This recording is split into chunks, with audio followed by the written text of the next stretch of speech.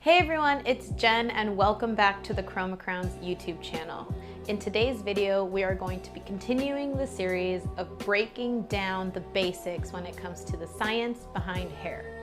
But today's subject, we're going to be breaking apart the pH scale, understanding what it means and how it pertains to the hair world. So if you want to know more about the pH scale, then keep on watching.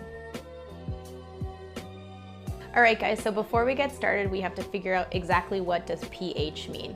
Now some of you guys have recognized that it's spelled really interesting, where it's a lowercase p and a capital H.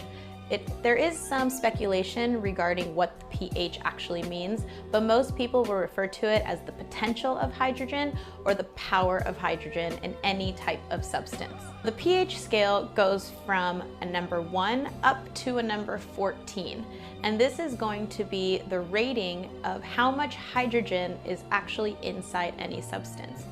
So the basis of the entire pH scale is water. So right in the middle, the neutral number 7, right between 1 and 14 is water. So if you're leaning down towards the lower numbers between 6 and 1, that's going to be an acidic substance.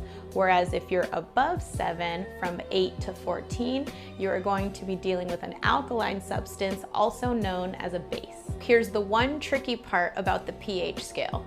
When you move down in the pH scale and you go lower in number, that actually means you are higher in hydrogen. So it's actually a little bit backwards than what you might think. So lower in number, higher in hydrogen, but it also means lower in hydroxide. Now I want you guys to remember that word because we're going to touch back on it later. So if we're going down in number, more hydrogen, we're going up in number, less hydrogen, more hydroxide. Okay, so now visually you guys can see the pH scale from 1 to 14 with 7 being in the middle. Now keep in mind when you go from a 7 to a 6 or from a 5 to a 4, it might only seem like you're going down or up one increment, but it actually is in 10 times exponential increments. So that means something with an acidic level of 5 is actually going to be 10 times more acidic than something that's a level of 6. So even moving up or down one increment actually causes a big change chemically.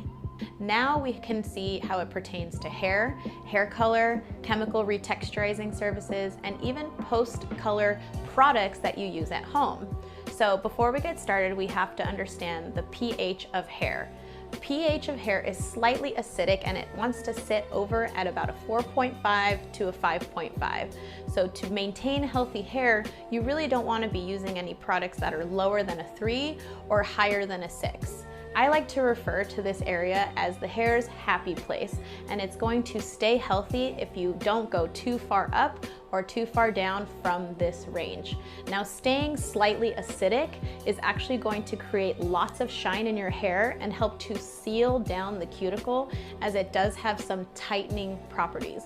Now, you don't want to go too acidic, as if you use products that lean towards that direction too much, you can actually cause dryness. So for me, I like to refer to this range from a 3 to a 6 as the hair's happy place. During any chemical processes, including hair color, chemical retexturizing, you must soften and swell the cuticle, which means that since the hair lives about here, you gotta go in this direction towards the alkaline side to soften the cuticle swell the hair, and allow the chemicals to penetrate. Now, if you guys want a breakdown regarding all the different types of hair colors and how it penetrates the hair shaft, I'm gonna go ahead and link my video down below where I explained all the different types of hair color. In order for the cuticle to swell and the surface of the hair to soften for the chemical process to happen, and we move in the alkaline direction, at the end of the process, what we need to do is bring our hair back to a pH balance, which some of you guys have may heard that before, but all that really means is neutralization. So after you head in this direction, now we need to bring the hair back to what I called the happy place. And what we need to do is neutralize it back down with either a post-color service, neutralizer that comes in a perm, or even a neutralizer that comes in a chemical straightening. Any type of softening that happens in the hair leans it towards the alkaline side. Like permanent color lies at a level 9, ammonia and lightener lies at a level 11. Even sodium hydroxide or ammonium thioglycolate, which helps to do chemical straighteners, lie at up to a 10, up to a 14. So when you're shooting your hair up in this direction, it is vital that you neutralize all of that chemical process and bring it back down to its happy place. Keep in mind also that the more that your hair swings back and forth on the pH scale, the more disturbed your cuticle will become, which can cause more damage and compromising of the hair. So even though you can shoot up really high and neutralize it back down, there is a chemical reaction that happens. So in order to visually show you guys, we're gonna step aside and do a little science experiment to show you guys exactly what happens during the neutralization process. Now in today's demonstration, we're going to be using baking soda and vinegar to visually show you the neutralization process. But remember, safety first, kids. So when we add the baking soda to the cup, it is actually an alkaline substance of around pH of 8.1, and vinegar is an acid which has a pH of about 2.4. Now these two substances will neutralize each other, but not without a chemical reaction where carbon dioxide is released. Now that you guys are familiar with the neutralization process in a chemical reaction, now we're gonna go over hair products and how they can cause a physical change on the surface of the hair when it comes to pH.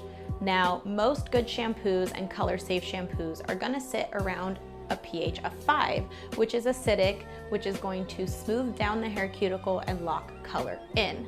Now, think about it. After every permanent hair color or bleaching service, your hair is still leaning in the alkaline levels because yes, you're doing a rinse, which is at a level 7 of water, and maybe you're doing a conditioner that's bringing it back down a little bit more, but you're not actually bringing it all the way back down to where the hair wants to live.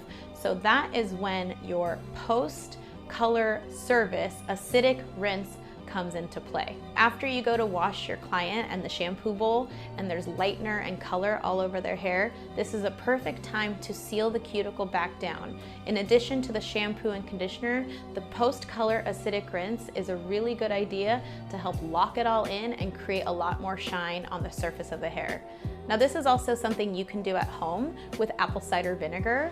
I found that the best recipe is to do 1 part apple cider vinegar to 2 parts water, and that will have the exact same reaction as any of those expensive over-the-counter products. The apple cider vinegar rinse has many benefits, including natural shine. It's going to seal down the cuticle and help to clean the scalp of dirt without over drying and disturbing its natural oils, and it's going to help to bring the hair down to its natural pH where it likes to stay happy. All right guys, so that was it. That was the explanation of the pH scale and how it pertains to hair. So if you have any more questions regarding the subject we covered today or anything I talked about, please send me a message or leave a comment down below. I would love to start a conversation with you guys regarding this subject.